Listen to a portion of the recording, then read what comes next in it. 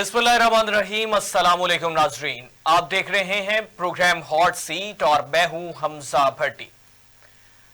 नाज़रीन, पाकिस्तान की सियासी तारीख को मद्देनजर रखा जाए, तारीखी पलड़े झाड़े जाएं तो पाकिस्तान की हर सियासी जमात ने एहतजाज भी किया, धरना भी किया और उसमें इसी तरह से पाकिस्तान के तमाम सियासी जमातें कामयाब हुई, अपने मकासद में अपने मुतालबात पूरे करवाने में कामयाब भी हुई और नाकाम भी हुई। जमहूरियत के असूल के मुताबिक पाकिस्तान के अवाम को प्रायोरिटी में रखा जाता है, जिसमें रियासत में पाकिस्तान के अवाम को कंसीडर किया जाता है। हाल ही की बात करूं तो पाकिस्तान तहरीक इंसाफ पिछले कई महीनों से, पिछले कई सालों से कह दूं तो बेहतर होगा, इसी तरह से जलसे जुलूस एहतजाज का जो है वो करते हुए नजर आ रहे। दूसरी जानिब हुकूमत वक्त और रियासत अपनी रेट को बरकरार रखने के लिए उस एहतजाज को तमाम तर वसाइल बरोकार लाते हुए रोकने की कोशिश भी करते हुए नजर आते हैं। ऐसा ही वाकया एक कल पेश आया, जिसमें पाकिस्तान तहरीक इंसाफ ने कॉल दे रखी थी, फाइनल कॉल जो 24 नवंबर के हवाले से कॉल थी, उस पे 3 रोज का सिलसिला ये जारी रहा। उसके बाद कल पाकिस्तान तहरीक इंसाफ के कारकुनान और तमाम लोग जो मुल्क के मुख्तलिफ हिस्सों से आए, मुख्तलिफ जगह से आए, वो काफिला डी चौक पर जा पहुंचा। वहां पे जो है वो कारकुनान को मुंतशिर करने के लिए तमाम तर चीजें इस्तेमाल की गई। हुकूमत की जानिब से वाज़ेह तौर पर पैगाम दिया गया कि रेट को बरकरार रखा जाएगा, रेट को बिल्कुल तोड़ने की इजाजत नहीं दी जाएगी, जिसके नताइज आप और मैंने सब ने देखे। दूसरी जानिब अभी वजीर दाखिला मोहसिन नकवी साहब कहते हैं कि अगर गोलियां चली या लाशें हैं तो वो लाशें दिखा दी जाएं, हम उस चीज को एडमिट कर लेंगे, एक्सेप्ट कर लेंगे। प्रोपेगेंडा कह रहे किया जा रहा है। और इसी के बरक्स पाकिस्तान तहरीक इंसाफ ने रात को इनिशियली जो है ये एहतजाज मंसूख करने का कह दिया था, लेकिन उसके बाद मानसेहरा में अली अमीन गंडापुर उमर अयूब साहब ने प्रेस कॉन्फ्रेंस की, जिसमें उन्होंने कहा कि बानी पीटीआई की कॉल है, एहतजाज की कॉल उन्होंने दी, एहतजाज खत्म करने की कॉल भी उन्हीं की होगी तो खत्म होगा। पाकिस्तान तहरीक इंसाफ ये एहतजाज, ये धरना जारी रखेगी। इन तमाम तर तफसीलात पे बात करेंगे। हमें ज्वाइन किया एनालिस्ट पैनल ने, जिसमें रजा सैयद साहब मौजूद हैं। रजा साहब बहुत शुक्रिया, आपने कीमती वक्त दिया। और वारिस रजा साहब मौजूद हैं। वारिस साहब बहुत शुक्रिया, आपने कीमती वक्त दिया। वारिस साहब, आपसे आगाज करना चाहूंगा। पाकिस्तान की सियासी तारीख को मद्देनजर रखा जाए, इसमें तारीखी पलड़े झाड़े जाएं, तो हर सियासी जमात ने एहतजाज भी किया। एहतजाज को आईनी और कानूनी हक भी समझा जाता है, लेकिन उसके बरक्स पाकिस्तान तहरीक इंसाफ जब भी एहतजाज की कॉल दे, जब भी अनाउंसमेंट की जाए, पकड़ धकड़ का सिलसिला शुरू हो जाता। इन बिटवीन मुंतशिर करना यह तो हुकूमत का, रियासत पाकिस्तान का आईनी कानूनी हक भी है। क्या कहना चाहेंगे? देखिए, जब सियासत होती है तो सियासत में एहतजाज भी सियासी तरीके से ही किया जाता है। एहतजाज या मुजाहरा या मुतालबात पेश करना जो है वो आइन में रखा ही इसलिए गया है कि आइन को बुनियादी तौर से सियासी और जमहूरी आइन बनाया गया था। और आइन को जमहूरी और सियासी बनाने का मकसद ये था कि इसको जमहूरी और सियासी जो है ना बतदरीज किया जाए और उस सियासी अमल के जरिए सीखने का एक प्रोसेस शुरू किया जाए। उससे जो है वो कायदीन भी सीखें, यानी रहनुमा भी सीखें, और उन रहनुमाओं के जेर असर जो सियासी पार्टियां हैं उनके कारकुनान भी सियासी तौर से जो है ना बाशऊर। अब मसला ये हुआ कि मैं शायद आपसे काफी अरसे पहले मैंने ये बात कही थी हमजा आप ही के प्रोग्राम में कि ये फाइनल कॉल मेरी समझ में आती नहीं जी। आपको याद है मैंने ये बात की? जी जी। तो सियासत में कोई चीज हतमी नहीं होती, ये बड़ा मसला होता है हमारे। सियासत जो है मुसलसल अमल का एक नाम है और बतदरीज उसमें जो है उतार और चढ़ाव आते हैं। तो सियासत जो है वो एक मुसलसल अमल है, उसमें कोई चीज हतमी नहीं हुआ करती। तो जब उन्होंने फाइनल कॉल दी थी तो मैंने उसी वक्त आपसे ये बात अर्ज की थी कि ये इंतहाई गैर सियासी फेल है, ये गैर सियासी अमल है और मैं इसको सियासी अमल ही नहीं समझता। अच्छा, जब आप सियासी अमल नहीं करते तो उसका मंतकी अंजाम जो है ना वो भी गैर सियासी ही निकाला जाता है। अगर सियासी फैसले होते हैं तो उसमें रियासत जो है वो कहीं ना कहीं जाकर मजबूर होती है कि वो किसी सियासी अमल में आए। जब आप गैर सियासी कोई भी कदम उठाते हैं, कोई भी फेल उठाते हैं, कोई भी डिसीजन लेते हैं, तो रियासत को आप असल में एक एज दे रहे होते हैं कि वो गैर सियासी होकर इंतजामी बन जाए। ये असल में आप खुद कर रहे होते हैं।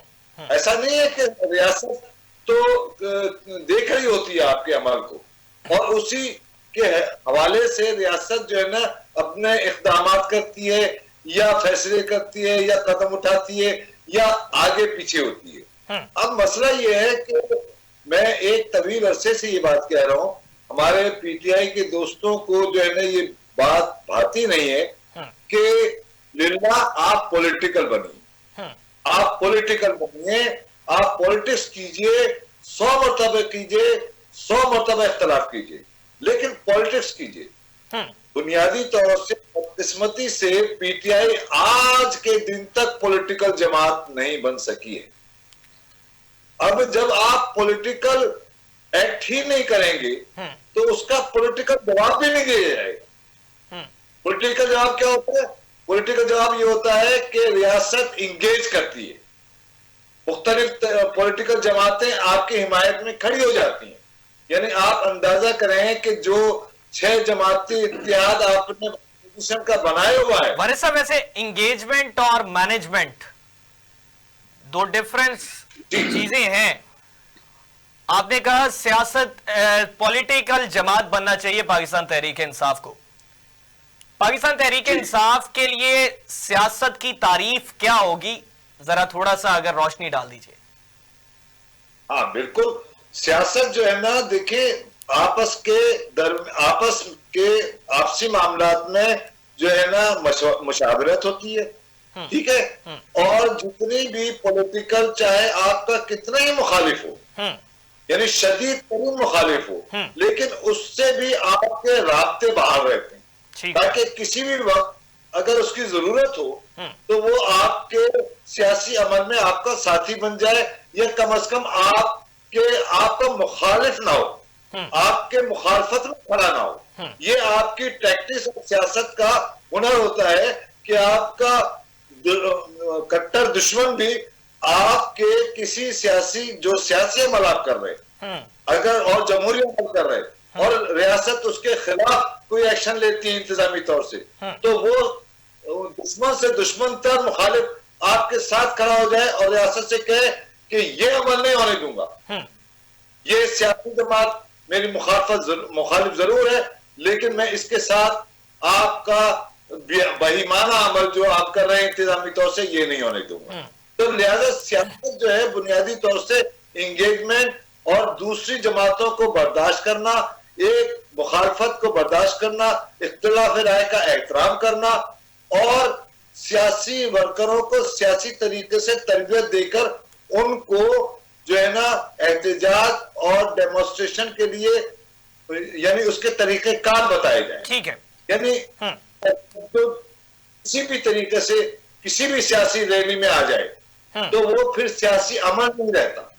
आप पीटीआई की जितनी भी तारीख उठा के देख लें तो बात यह है कि चाहे वो सियासी कायदीन न भी चाहते हो लेकिन उनके वर्करों को आपने को चूंकि सियासी तरबियत नहीं दिए तो वो अनजाने और जाने और अनजाने में कहीं ना कहीं आके वो जो है वो छिछोरापन या जो है जो गैर फिक्री बात जो है वो करते और गैर सियासी बात करते, गैर सियासी अमल करते, जिससे जो है ना दूसरे फरीक को मौका मिलता है ठीक और है, वो आपसे फायदा उठाते। ठीक है। रजा सैयद साहब, रजा साहब, आप किस तरह से देखते हैं इन तमाम तर चीजों को? जिस तरह से वारिस साहब ने कहा कि पाकिस्तान तहरीक इंसाफ को सियासी जमात बनना पड़ेगा, क्या दूसरी तमाम जमातें जो हैं वो सियासी हैं?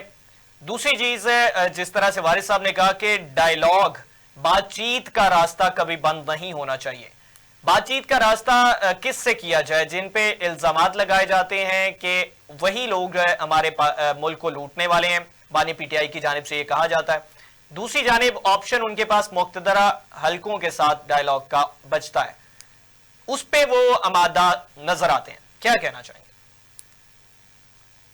जी बहुत शुक्रिया। पाकिस्तान में जो पॉलिटिक्स की डेफिनेशन है या दुनिया में जो पॉलिटिक्स की डेफिनेशन है, उसके मुताबिक हर वो अमल जिसके अंदर बहुत से अफराद की किस्मतों के फैसले दरकार हों और जिसमें यह तय होना हो गुफ्तगू, बार्गेन, डायलॉग और मशावरत और वोटिंग के जरिए कि किसको क्या मिलेगा और कब मिलेगा, तो उस अमल को पॉलिटिक्स कहा जा सकता है।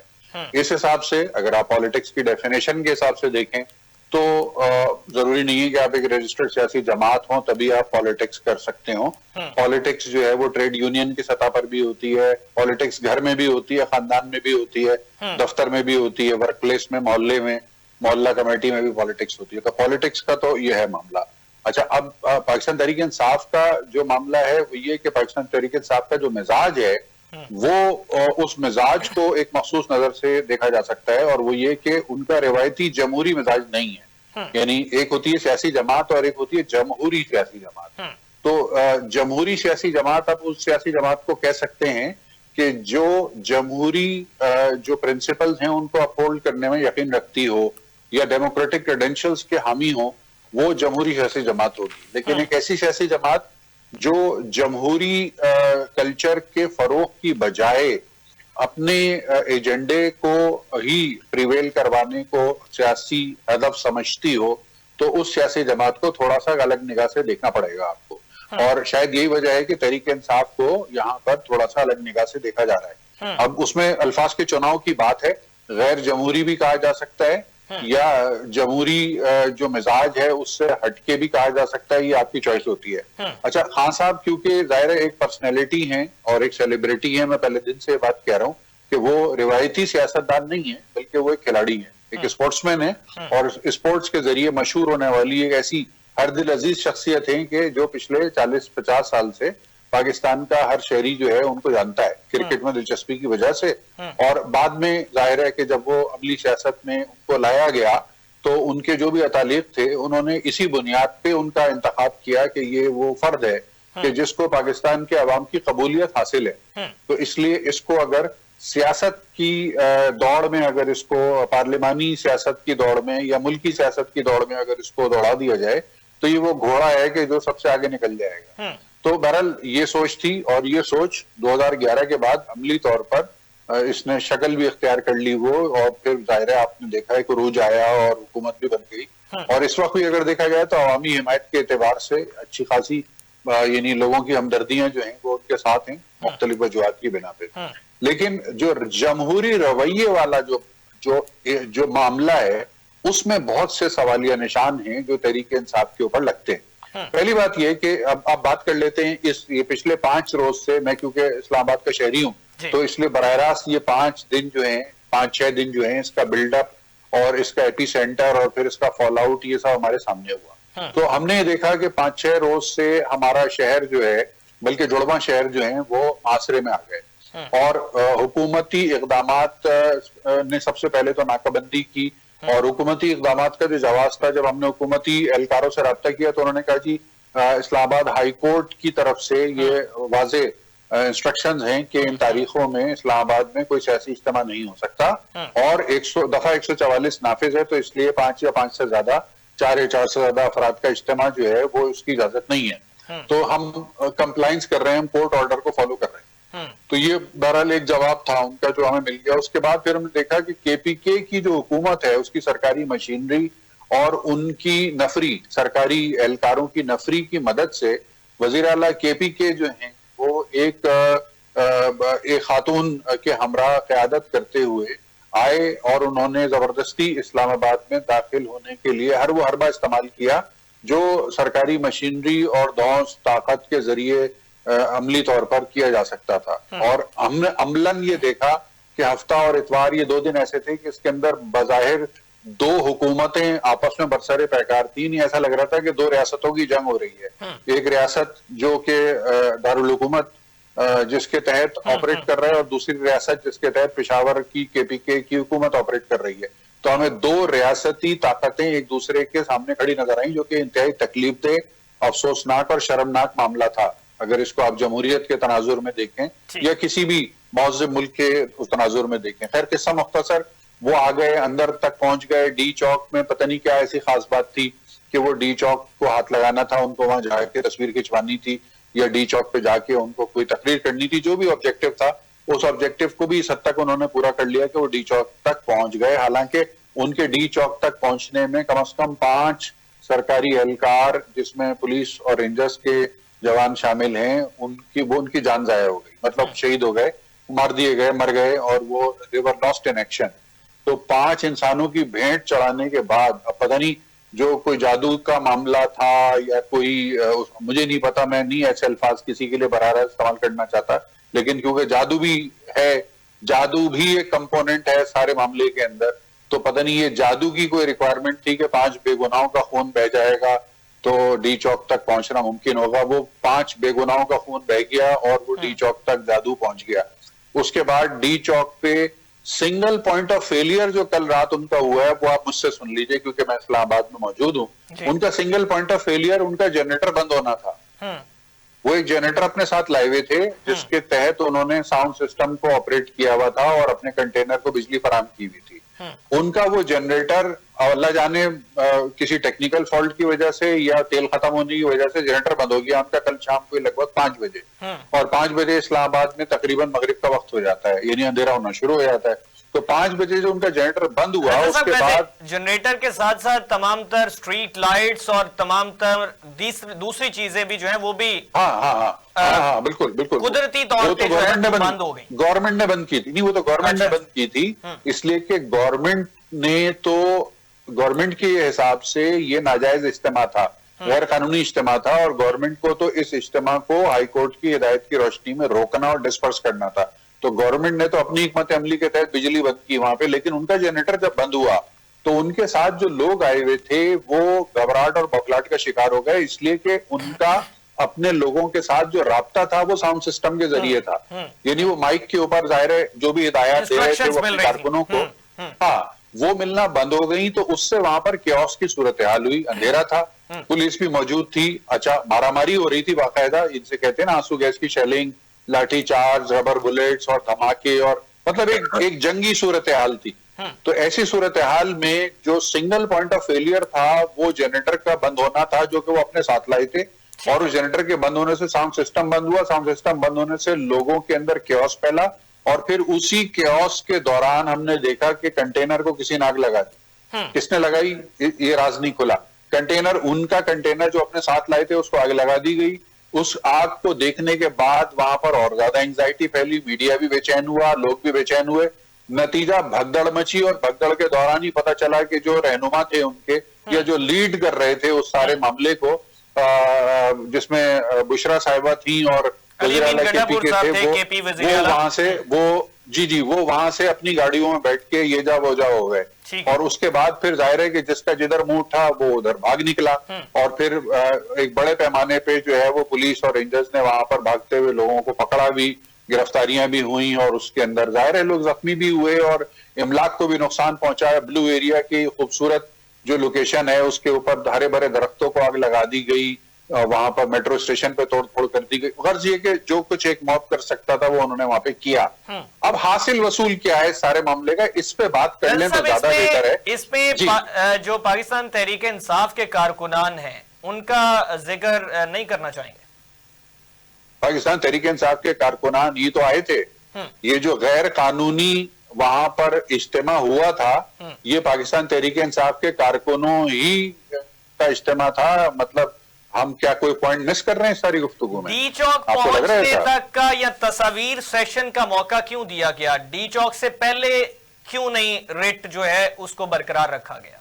रेट को बरकरार रखने की कोशिश में 5 एहलकारों की जान गई है हमजा भट्टी साहब। गाड़ियों के रेंजर्स नीचे के एहलकार और पुलिस। गाड़ियों के नीचे रोंदने की इतलात मिली, लेकिन वो भी जी, कुछ टाइम पहले की हमने। वीडियोस हैं, और उस पे जो लोग इसमें मुलव्वस हैं तहकीकात होनी चाहिए, उनको सजाएं मिलनी चाहिए, डेफिनेटली उनको सजाएं मिलनी चाहिए। वो गाड़ी भी कस्टडी में है कि जिसने रौंदा है रेंजर्स एहलकारों को, और मेरी इत्तला के मुताबिक उस गाड़ी को चलाने वाला शख्स जो है वो भी गिरफ्तार कर लिया गया जी। मारगिला तो थाना में मौजूद है, सामने आ एबटाबाद का रिहायशी है, बिल्कुल जी। और दूसरी जानिब लेकिन सामने। उन्होंने जो उस शख्स है उसने पाकिस्तान तहरीक इंसाफ या एहतजाज के तौर पे कारकुन होने से जो है वो अपने अलहदगी जाहिर की है बज़ौर इब्तदाई रिपोर्ट्स के मुताबिक। लेकिन दूसरी जानिब रजा साहब उसी के साथ साथ वो वीडियोस भी सामने आई जिसमें प्रिजन वैन जो है उसके नीचे भी एक हमारा मुहाफिज जो है वो उसके नीचे कुचला हुआ नजर आया, कि जो क्लियरली फुटेजेस सामने आई, वो वीडियोस भी हैं, उनका क्या तज़किरा करना चाहेंगे?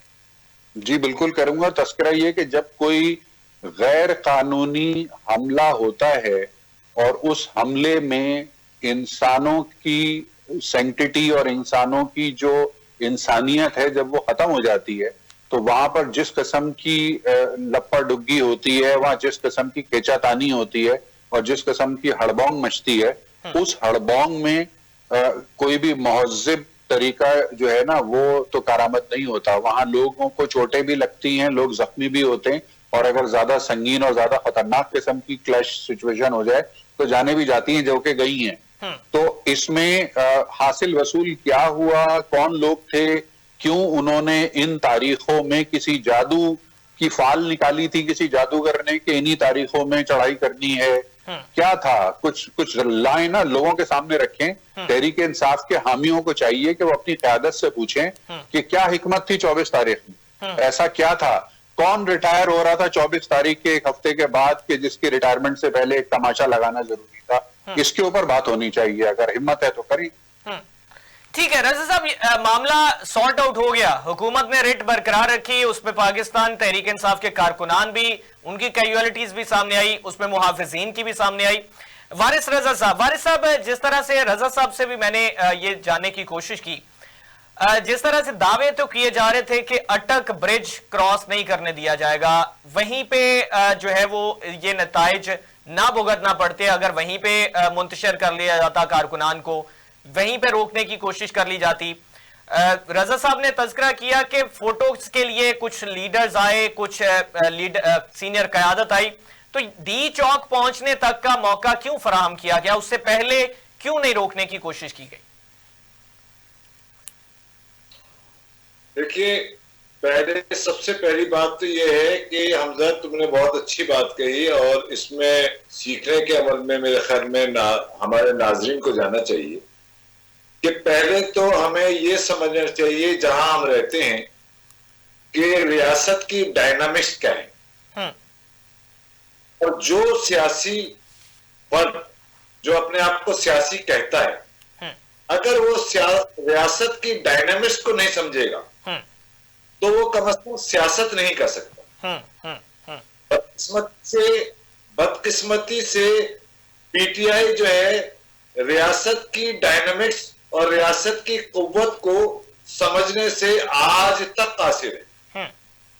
उसको पता ही नहीं है कि पाकिस्तान की रियासत की डायनामिक्स क्या है और पाकिस्तान की रियासत कितनी ताकतवर है और कहां कमजोर है।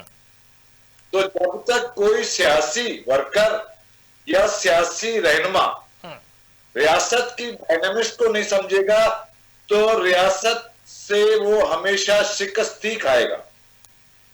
अब आ जाइए इस बात की तरफ कि आप जो कह रहे हैं कि अटक पुल पर क्यों नहीं रोका गया और उनको मुसलसल जो है ना आगे बढ़ने की तरफ क्यों लाया गया, ठीक है ना?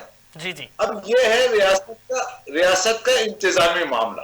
ठीक है, रियासत इंतजामी मामले में अपने आप को जो है ना यानी वो जिसको कहते हैं ना सेकंड बाय सेकंड जो है ना अपनी स्ट्रेटेजी को चेंज करती है। रियासत वहां पर लाकर अपने हरीफ को फंसाना चाहती है जहां पर वो कमजोर हो जाए। ठीक है। ये रियासत रियासत का एक ऐसा जाल होता है कि जिस जाल में अगर आप सियासी होते हैं तो उसके ट्रैप में नहीं आती, और अगर आप गैर सियासी होते हैं तो खुशी में शादियां नहीं बजाकर आगे बढ़ने के अमल को समझ रहे होते हैं कि ये हमारी जीत है। और यही गलती जो है पीटीआई ने की कि जब उन्होंने वहां पर 2-4 घंटे उनको एंगेज किया, उस 2-4 घंटे में उन्होंने क्या प्लान किया उनके इल्म में नहीं था। उसके बाद दूसरी रुकावट पे 2-4 घंटे रोका, उस 2-4 घंटे के अंदर रियासत ने क्या प्लान किया उनके इल्म में नहीं था। और जब रियासत ने देखा कि यहां आकर, इस मकाम पर आकर ये थक हार जाएंगे, ये थक कर चूर हो जाएंगे, ये कमजोर हो जाएंगे, ठीक है, तो वहां पर जाकर रियासत ने इंतजामी उमूर को जो है ना वो कामयाबी के साथ चलाया और चलाकर उन पर काबू पा लिया। काबू न सिर्फ काबू पा लिया बल्कि वो भाग खड़े हो गए सब। ठीक है, तो बात ये है कि बाज मर्तबा रुकावटें हटाने को या न किसी को रोकने को, मौत को, ये रियासत की एक ऐसी अपनी स्ट्रेटेजीज को अपनाते हैं, हिकमत अमली तय करते हैं, step by step back foot पे जाके फिर उसको मैनेज करने की कोशिश करते हैं। हमारे सब टाइम चूंकि कम है, 2 सवाल मेरे बाकी हैं आपसे भी और रजा साहब से भी। रजा साहब, आपसे जानना चाहूंगा कि इससे पहले किस सियासी जमात पे इस तरह सा क्रैकडाउन नजर आया हो जो एहतजाज में इस तरह से रियासत ने या हुकूमत वक्त ने इस तरह से अपनी रेट को बरकरार रखा हो? ठीक है, मेरे ख्याल है मैं अपनी जो जिंदगी की याददाश्तें हैं उसकी बुनियाद पे मुझे बात करनी चाहिए। आज से 41 साल पहले 1983 जब मैं तालिब इल्म था, और मेरा ख्याल है वारिस साहब भी शायद उस वक्त स्टूडेंट लाइफ में ही थे, तो 1983 की मेरी पहली याददाश्तें हैं, यानी जो मेरी शऊर में मौजूद है। उस वक्त पाकिस्तान पीपल्स पार्टी की क़यादत में MRD यानी तहरीक बहाली जमहूरियत के उन्वान से एक सियासी इत्तेहाद मुतारिक हुआ था, और MRD की एक तहरीक मुल्की तहरीक चली थी 1983 में। उस वक्त जनरल ज़ियाउल हक का मार्शल मुल्क पर नाफिज था, और वो एक यानी पाकिस्तान की तारीख का सख्त तरीन मार्शल लॉ कहलाता है वो, अगर उसको एडमिनिस्ट्रेटिव इक़दाम के हवाले से देखा जाए। मार्शल लॉ, तो जनरल ज़ियाउल हक के मार्शल लॉ में 1983 में MRD की तहरीक को कुचला गया था। कुचला गया का लफ्ज इस्तेमाल होता है तारीख में उसके लिए, उसको कुचला गया था। और जाहिर है सबसे ज्यादा जो जानी नुकसान हुआ था वो सिंध में हुआ था, इसलिए कि MRD की तहरीक की जो सबसे ज्यादा मुतहर्रिक थी वो अंदरून सिंध ज्यादा थी मुतहर्रिक। रजा साहब सुन पा रहे हैं मुझे? वारिस साहब आप मुझे सुन पा रहे हैं?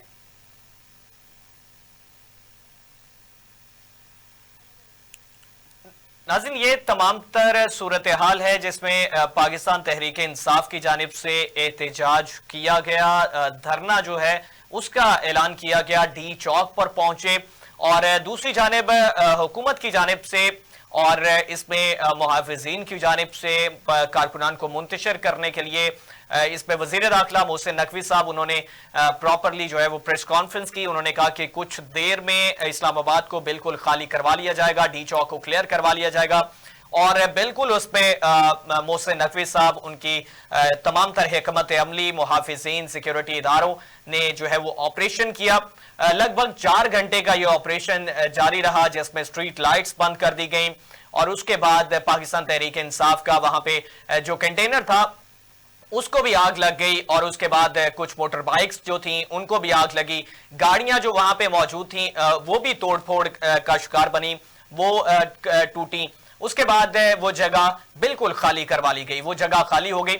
उस जगह खाली होने के बाद मानसेरा में जाके वज़ीर आला अली बिन गंडापुर साहब उमर अयूब साहब के हमरा प्रेस कॉन्फ्रेंस करते हैं जिसपे वो ऐलान करते हैं कि ये धरना जारी रहेगा, ये धरना खत्म नहीं हो सकता। और इसमें मेरे एनालिस्ट पैनल की जानिब से कहा गया कि पाकिस्तान तहरीक इंसाफ जो है इसकी सियासत इसको सीखनी चाहिए, पॉलिटिकल सियासी जमात है तो पॉलिटिक्स आनी चाहिए। दूसरी जानिब इलेक्शन का जो है वो 90 दिन में इलेक्शन करवाना हो पाकिस्तान तहरीक इंसाफ के लिए, उसमें कानून जो है उसको तोड़ा गया, उस पर अमल दरामद नहीं किया गया। मखसूस नशिस्तों का मामला हो, उसमें अदालती फैसले हो, उस पर अमल दरामद ना हो सका। 2 बार वजाहतें भी आई, उसके बावजूद पाकिस्तान तहरीक इंसाफ को मखसूस नशिस्तें ना मिल सकी। उसके बाद किसी भी जगह पे पार्लियामेंटेरियंस को बिना इन्फॉर्म किए स्पीकर और डिप्टी स्पीकर को उनकी गिरफ्तारियां अमल में लाना, वो भी पाकिस्तान तहरीक इंसाफ के साथ हुआ। पाकिस्तान तहरीक इंसाफ एहतजाज की कॉल दे, सड़कों पे निकलने से पहले उनके घरों से गिरफ्तारियों का अमल शुरू हो जाना, उनके घरों पे जाके जो है वो तोड़ फोड़ करना, दफा 144 की खिलाफ वर्जी कंसीडर करना, घरों में मौजूद शहरियों को जाके गिरफ्तार करना, यह भी पाकिस्तान तहरीक इंसाफ के साथ हुआ। रजा सैयद साहब बता रहे थे, उनसे सवाल किया कि इससे पहले किस सियासी जमात के साथ ऐसा रवैया रखा गया, तो उसमें उन्होंने मार्शल लॉ का जिक्र किया। मार्शल लॉ 1983 की बात की उन्होंने, और उन्होंने एमआरडी पाकिस्तान पीपल्स पार्टी की जानिब से तहरीक का आगाज किया गया जो सिंध का वो तज़किरा कर रहे थे, लेकिन उसके साथ साथ वो मार्शल लॉ था। एक सियासी जमात या सियासी हुक्मरानी में किसी सियासी जमात पे ऐसा क्रैकडाउन देखने में नहीं आया, लेकिन मौजूदा सूरत हाल के मुताबिक एक सियासी जमात हुक्मरान है और मुत्तहिद उसमें दीगर सियासी जमातें भी मौजूद हैं, इत्तेहादी गवर्नमेंट है, और एक सियासी जमात को इस तरह से कुचलने का जो है वो तमाम तर कोशिश की जा रही है और उसमें कामयाबी भी हो रही है मौजूदा हुकूमत जो है। लेकिन इसके बरक्स देखना यह होगा कि आने वाले वक्त में पाकिस्तान तहरीक इंसाफ दोबारा से एहतजाज का तो ऐलान कर दिया, धरने का ऐलान कर दिया, किस तरह से जो है वो रेट को चैलेंज ना करते हुए, पुरअमन रहते हुए और किसी तोड़फोड़ का शिकार ना बनते हुए किस तरह से अपने धरने और एहतजाज को कंटिन्यू रखती है, ये अब देखना होगा। नाज़रीन, आज के लिए इतना ही। अपने मेजबान हमजा भट्टी को इजाजत दीजिए। अल्लाह ने के बाद।